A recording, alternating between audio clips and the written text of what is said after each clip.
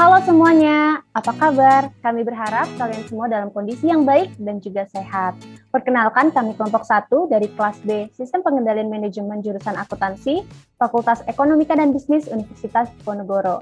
Dan pada video kali ini, kami akan memaparkan beberapa poin-poin penting yang kami highlight dari video Lurah Serasa Menteri, yang bisa kalian cek di description box di bawah. Next.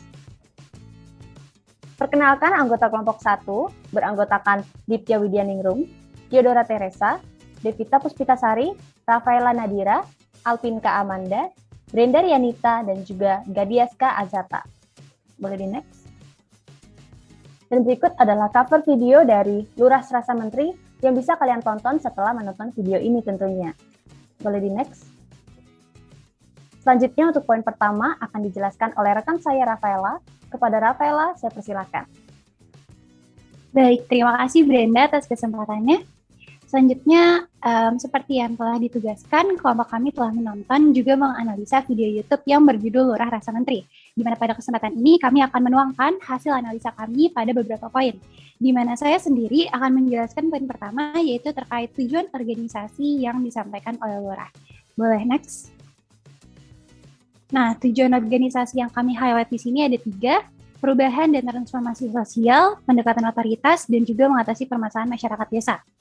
Alasan awal mengapa Kepala Desa Pongharjo, yaitu Pak Wahyudi Anggoro Hadi, mencalonkan diri menjadi lurah adalah karena pada saat itu, pada masa pencalonan, menurut beliau tidak ada calon yang dapat mendorong pergerakan juga perubahan baik bagi desa. Sehingga beliau memutuskan untuk mencalonkan diri dengan tujuan organisasi, yaitu untuk melakukan sebuah eksperimen sosial dengan tujuan mendorong perubahan serta transformasi sosial pada masyarakat desa melalui pendekatan otoritas yang beliau nilai lebih efektif dibandingkan dengan pendekatan lainnya. Karena sebelumnya, sebelum beliau menjadi lurah, beliau telah mencoba melakukan sebuah eksperimen sosial juga, namun dengan pendekatan kultural, namun hasilnya kurang maksimal, sehingga beliau mencoba menggunakan pendekatan otoritas dengan menjadi lurah. Alasan lainnya adalah karena pada saat itu beliau merasa bahwa pemerintah tidak dapat menangani keluarga serta masyarakat sekitar dengan baik, sehingga beliau ingin mengajukan dirinya sendiri untuk melakukan hal tersebut. Nah, selanjutnya akan dijelaskan oleh rekan saya, Devita. Baik, terima kasih Rafaela atas kesempatannya. Akan saya lanjutkan ke poin yang kedua, yaitu tentang strategi. Nah, mungkin boleh di next slide-nya. Nah, bicara tentang strategi yang digunakan oleh beliau akan kami bahas pada poin kali ini. Nah, sebelumnya tadi telah dijelaskan oleh Rafaela bahwa beliau adalah orang yang cukup bisa dibilang menentang tentang pemerintahan karena beliau merasa banyak hal yang harus diperbaiki dari desa tersebut. Nah, beliau sendiri mengaku bahwa beliau tidak pernah berinteraksi dengan warga sebelumnya. Ditambah lagi beliau juga tidak pernah datang ke kantor desa sebelumnya. Nah, dengan persiapan hanya kurang lebih sekitar 6 minggu dan dengan sikap seperti itu,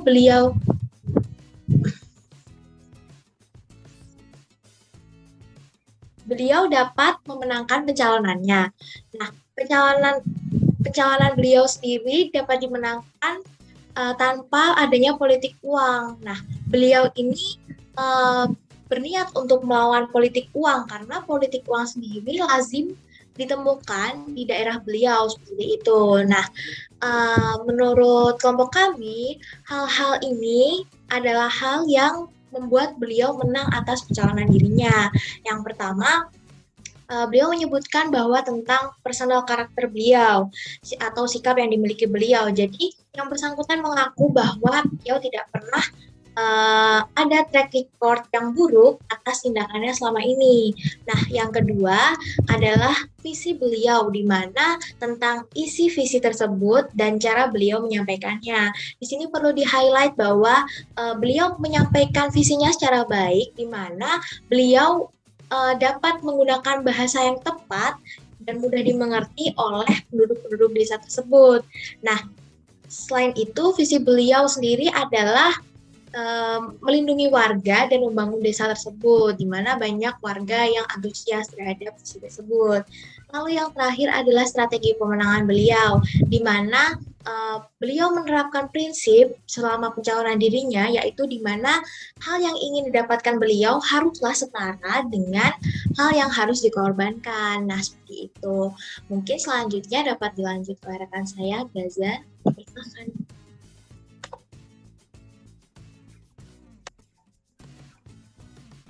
Ya, terima kasih Devita. Jadi saya akan melanjutkan materi ke kultur. Nah, jadi awalnya desa ini tuh memiliki kultur desa yang buruk. Jadi Pak Lurah ini mengetahui bahwa ada permasalahan dasar kenapa pemerintahan desa itu korup, rusak, dan malas. Jadi permasalahan dasarnya itu berawal dari U5 tahun 1979 bahwa negara itu sudah tidak mengurusi desa. Nah, karena sudah lama tidak diurusinya itu, jadi kultur birokrasi desanya itu rusak. Jadi ia ingin melakukan transformasi sosial, yaitu dengan meletakkan dasar-dasar informasi birokrasi, yaitu yang mewujudkan pemerintah desa bersih dan bertanggung jawab. Lalu ia melakukan reformasi birokrasi untuk mengubah kultur birokrasi yang sudah rusak itu. Nah, jadi ada 3 tahapan.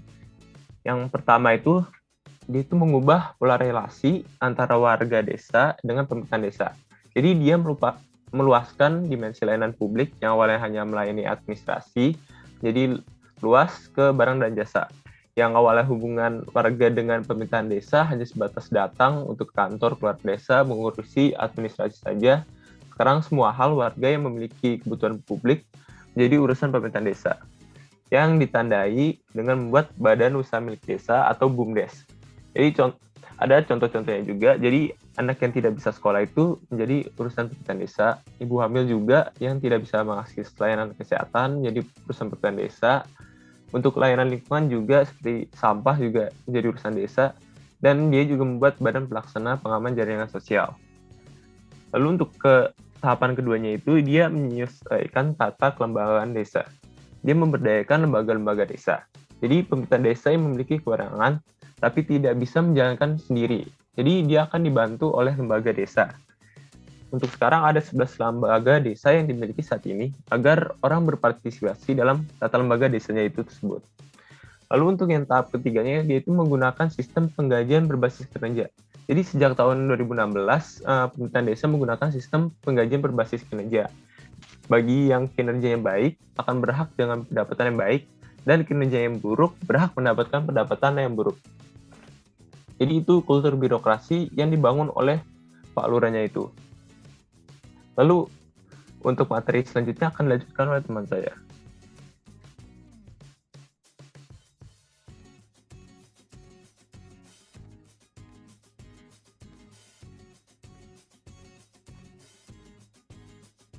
Baik, terima kasih atas kesempatannya. Saya sekarang akan menjelaskan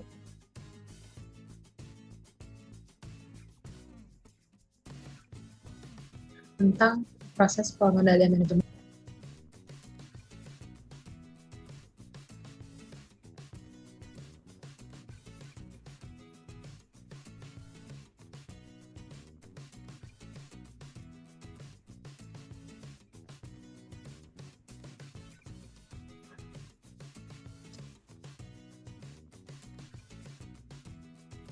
Baik, terima kasih. Sekarang saya akan menjelaskan tentang manajemen kontrol proses atau proses pengendalian manajemen yang ada di desa ini. Go to next. Nah, untuk agar pengendalian manajemen berjalan dengan efektif dan efisien, dibentuklah dua program ini, yaitu yang pertama BUMDes atau Badan Usaha Milik Desa, seperti yang tadi sudah dibahas sedikit oleh teman saya, yaitu apa sih ini lembaga usaha yang dikelola oleh warga dan pemerintah desa. Nah, tujuannya apa? Kenapa dibuat? Tujuannya adalah untuk memperkuat perekonomian desa.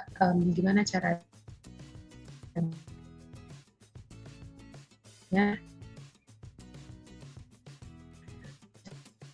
Cara dengan memperhatikan kebutuhan dan potensi desa. Nah, BUMDes ini sendiri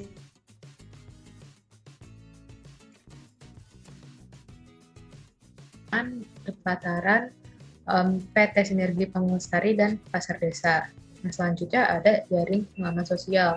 Seperti yang tadi sudah dibahas, ini adalah program pemerintah yang ditujukan pada kelompok masyarakat yang rentan, misalnya lansia, ibu dan anak, terus keluarga yang kurang mampu begitu. Nah, tujuannya kenapa ini untuk membantu mereka bertahan atau bisa sebenarnya ada option bantalan untuk mereka bisa thrive gitu.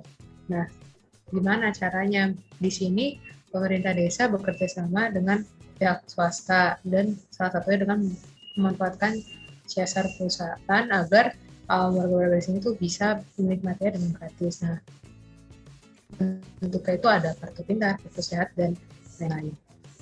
Oke, next.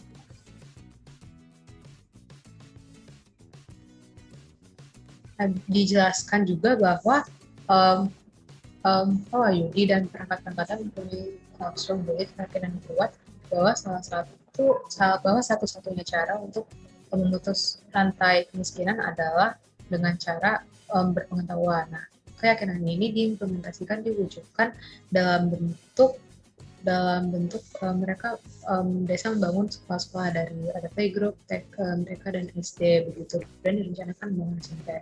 Nah, di sini sebagian besar dananya itu tuh dibiayai oleh pemerintah desa, seperti operasional, baju biru, dan lain-lain.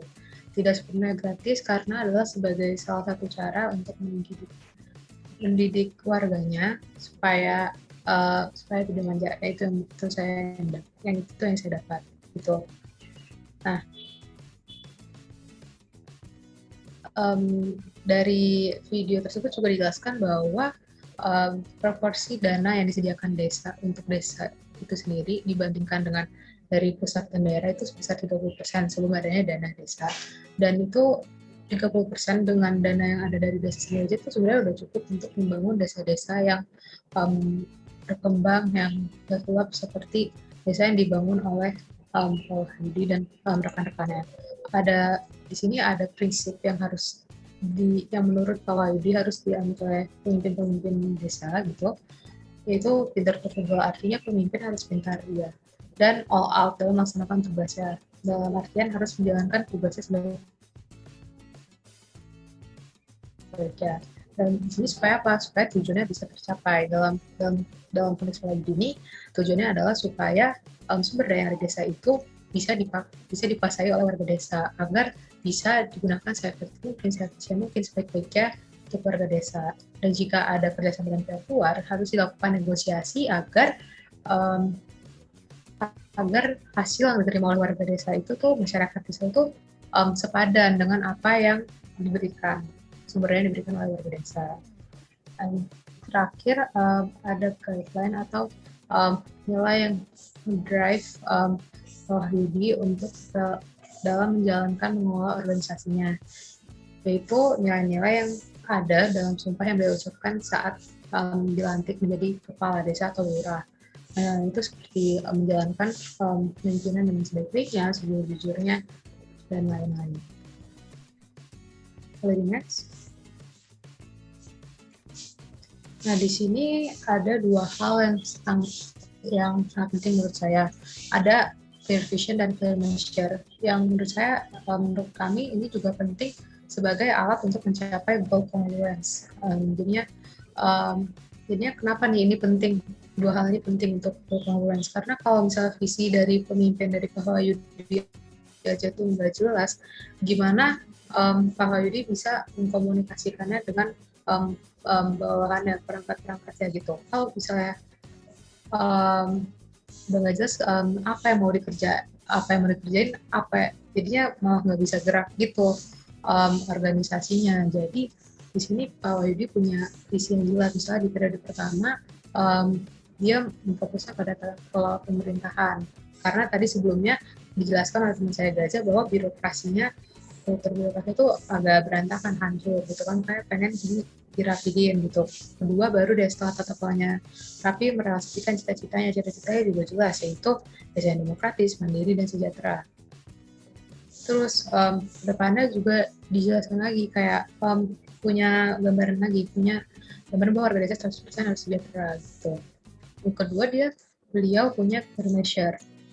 Beliau juga mengatakan sejahtera itu harus bisa diukur, kan nggak jelas ya sejahtera itu apa, sejahtera gitu kan bagi berbagai negara tuh bisa beda-beda sejahtera, ada yang harus punya sanitasi, ada yang punya akses air bersih. Nah di sini pendidikan punya shelter gitu. Nah tapi di sini sejahteranya Pak Wahyudi itu ditetapkan lah supaya organisasi itu bisa bergerak menuju ke situ, yaitu setiap warga harus buat tabungan, PHT, dengan kesehatan, terus dalam bentuk dan jumlah yang udah nggak ditentuin, yang penting yang sesuai, yang penting sesuai sama warganya gitu, yang paling dikit yang mana gitu. Terus indeks kebahagiaan meningkat. Dengan adanya clear fashion dan clear measure ini bisa dijamin pencapaian goal congruence akan lebih matang gitu. Selanjutnya akan dijelaskan oleh Widya. Terima kasih.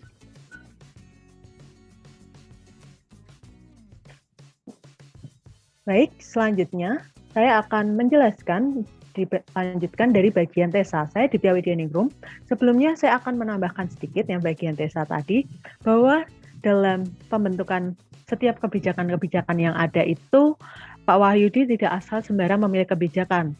Pada tahun 2018, beliau mengadakan RPJM Desa atau Rencana Pembangunan Jangka Menengah Desa dengan membahas 10 topik atau isu yang dibahas, yaitu ada ekonomi, pendidikan, kesehatan, pemberdayaan perempuan, perlindungan anak, keamanan ketertiban, pemuda olahraga, warga kebudayaan, reformasi birokrasi, tata ruang desa, dan tata kelola lingkungan hidup. Nah, beberapa isu yang tadi dibahas itu berasal dari keluarga fokusnya. Seperti yang pertama itu ada ketidakberdayaan ekonomi, yaitu menunjukkan literasi finansial yang cukup rendah. Lalu ada rata-rata usia sekolah yang cukup kurang, yaitu sampai 12,6 tahun.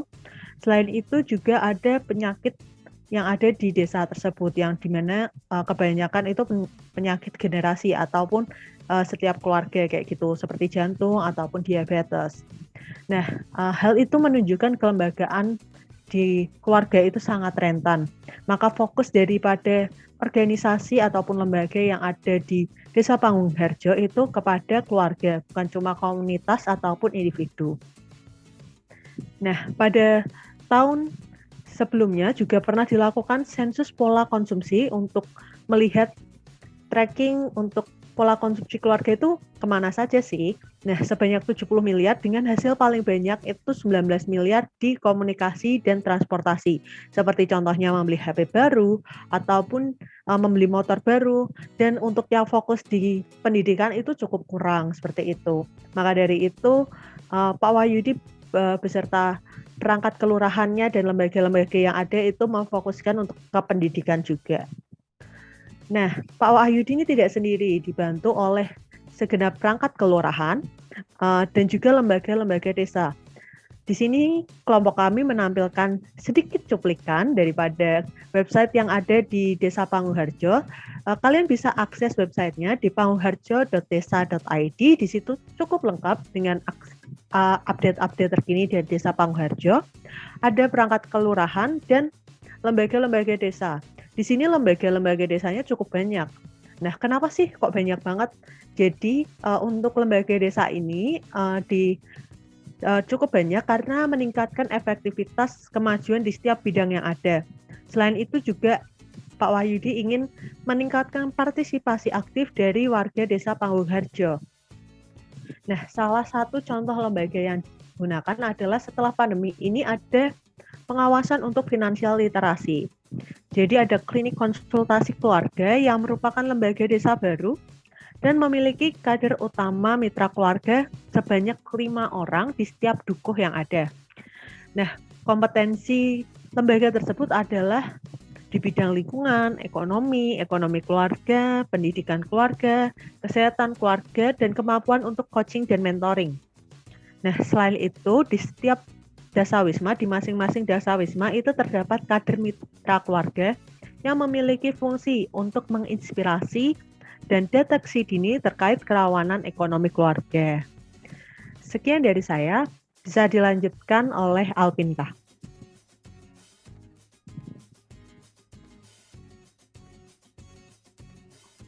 Baik, terima kasih kepada Saudara Lydia. Saya Alpinka Manda. Di sini saya akan menjelaskan poin dari resources atau lebih spesifiknya di sini adalah human resources. Jadi muncul pertanyaan bagaimana pemimpin ini mengelola sumber daya manusia. Boleh di next?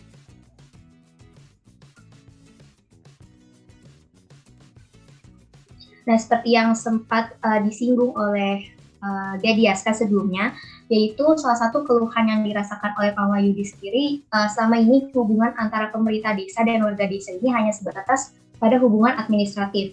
Jadi Pak Wahyudi beranggapan jika desa ini ingin maju, maka perlu adanya pola hubungan baru antara pemerintah desa dan juga warga desa.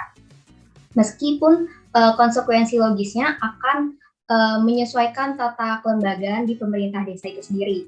Jadi jika dulu pemerintah desa hanya melayani seputar masalah administratif, maka pelayanan publik harus lebih luas lagi, yaitu mencakup juga pelayanan barang dan juga jasa publik. Nah, dalam kepemimpinannya, Pak Wahyudi sendiri selalu mengikut sertakan peran warga dalam menyelesaikan masalah yang ada di dalam desa tersebut, baik itu dengan musyawarah maupun dengan negosiasi. Contohnya saat Pak Wahyudi menerima laporan atas masalah di desa dan dirasa hal tersebut adalah tanggungan bersama warga lainnya, maka Pak Wahyudi akan menyampaikan masalah tersebut kepada warga dan meminta warga untuk mendiskusikan hal tersebut.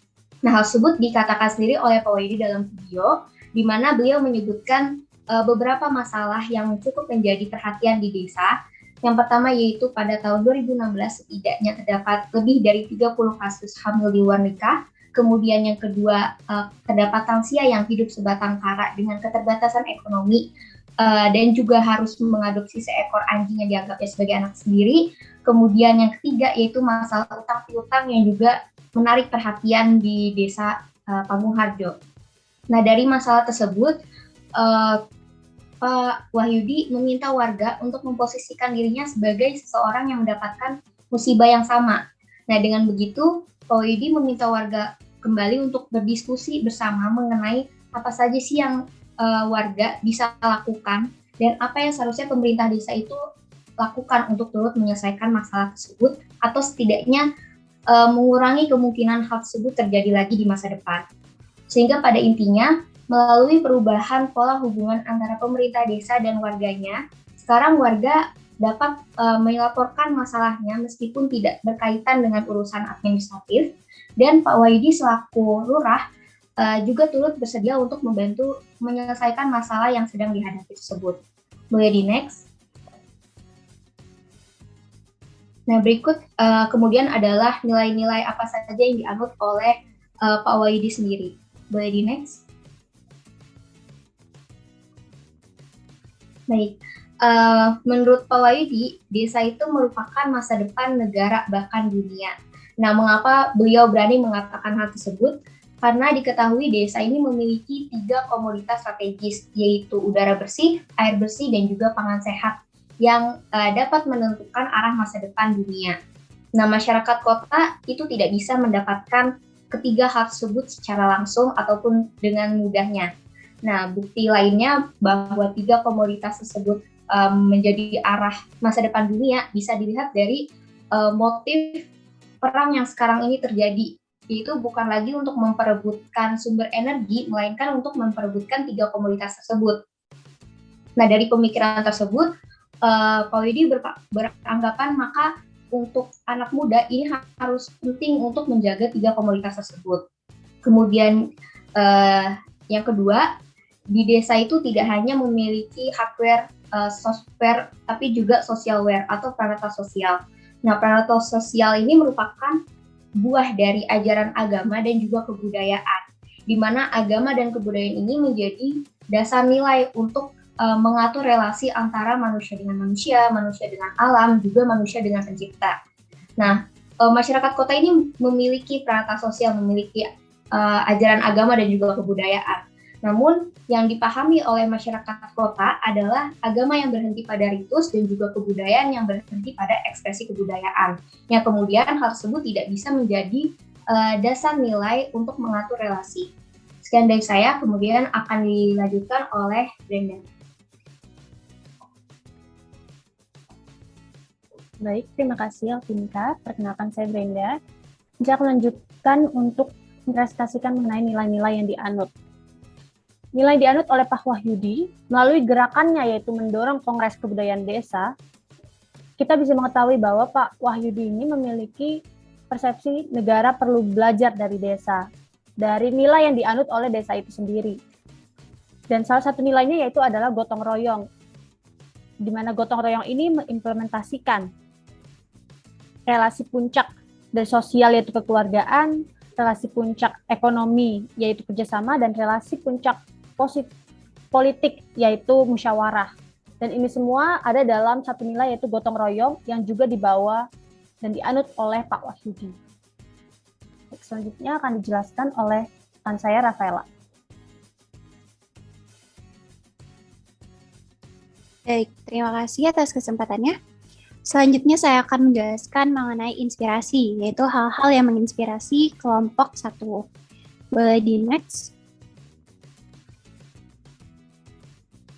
Nah, jadi kelompok kami merasa terinspirasi oleh 5 poin berikut, yaitu yang pertama oleh semangat perubahan yang dimiliki oleh Pak Wahyudi selaku Lurah Desa Pamengharjo, di mana ketika beliau merasa kurang puas atas sesuatu, yaitu dalam hal ini terhadap pelayanan yang diberikan oleh pemerintah desa, beliau justru semakin terdorong untuk dapat melakukan pergerakan serta transformasi sosial terhadap masyarakat.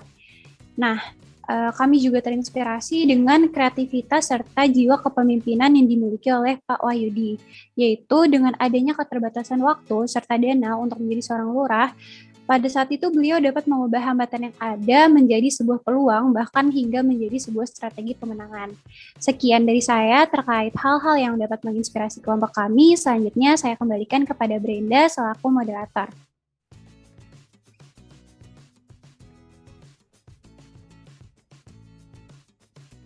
Baik, terima kasih Rafaela. Selanjutnya kelompok kami, kelompok 1, ingin mengingatkan kepada para penonton video ini melalui quote ini. Self-doubt kills more dreams than failure ever will.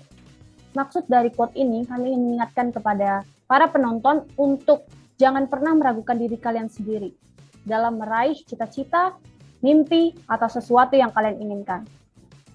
Karena pastinya kita semua tidak tahu ya, apa yang akan terjadi ke depannya, kita semua hanya bisa mengusahakan yang terbaik yang bisa kita lakukan.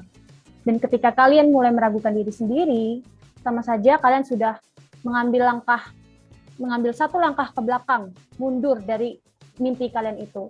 Dan respon awal adalah salah satu faktor terpenting terkait bagaimana pergerakan kalian berikutnya. Jadi, untuk kalian para penonton jangan pernah takut, dan kalian juga harus paham bahwa untuk setiap proses dalam meraih mimpi itu tidak pernah mudah, tidak selalu lurus, dan itu sangat wajar. Jadi tidak ada yang perlu ditakuti, tidak ada perlu meragukan diri, dan berusahalah sebaik mungkin. Sekian dari kelompok kami, kelompok 1. Bila ada perkataan yang kurang berkenan kami mohon maaf, dan sampai jumpa di video berikutnya. Terima kasih.